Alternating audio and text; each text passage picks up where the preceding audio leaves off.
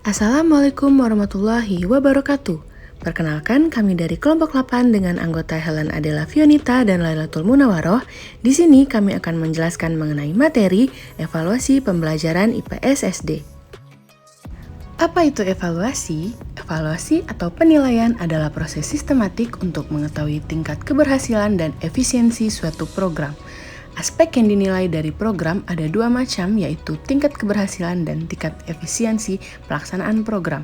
Evaluasi adalah suatu kegiatan yang disengaja dan bertujuan. Lalu, bagaimana karakteristik evaluasi dalam pembelajaran IPS SD? Evaluasi pembelajaran IPS di setiap jenjangnya berbeda-beda dan memiliki karakteristik sendiri. Pada jenjang sekolah dasar menggunakan pendekatan terpadu atau fusi. Hal ini karena disesuaikan oleh karakteristik siswa sekolah dasar yang masih pada taraf berpikir abstrak. Merancang dan menyusun alat evaluasi hasil belajar IPS aspek kognitif. Aspek kognitif dalam evaluasi hasil belajar mempunyai dua tingkatan sebagai berikut. Yang pertama yaitu evaluasi yang mempunyai tingkatan lebih rendah, dan yang kedua evaluasi yang mempunyai tingkatan yang lebih tinggi. Selanjutnya, mari membahas mengenai merancang alat evaluasi hasil belajar. Dalam merancang alat evaluasi, perlu mempelajari kurikulum yang berlaku mengenai hal-hal berikut. Yang pertama, kompetensi dasar atau KD. Yang kedua, materi pokok atau hasil belajar.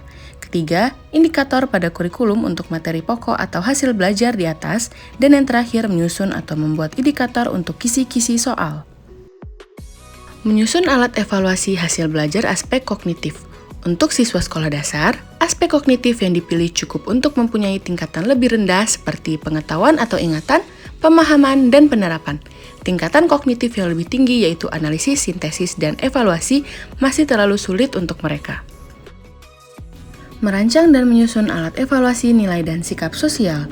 Dalam merancang alat evaluasi perlu dipelajari kurikulum sekolah yang berlaku saat ini, terutama mengenai hal-hal berikut ini.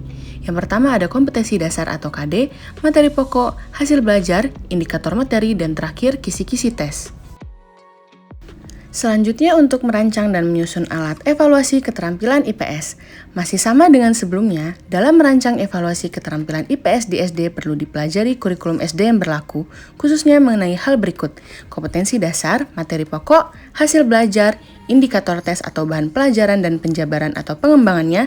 Selanjutnya menentukan materi, menyusun indikator tes, dan memilih keterampilan IPS yang akan diungkap.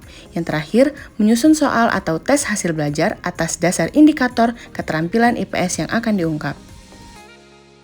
Yang terakhir, kita akan membahas mengenai cara menyusun alat evaluasi keterampilan IPS. Kisi-kisi soal yang dibuat hendaknya dapat mengungkapkan keterampilan seperti yang dijelaskan, yaitu mengamati, membuat hipotesis, merencanakan penelitian, mengendalikan variabel, menafsirkan data, menyusun kesimpulan sementara, meramalkan, menerapkan, dan menginformasikan. Sekian dari kelompok kami. Terima kasih. Wassalamualaikum warahmatullahi wabarakatuh.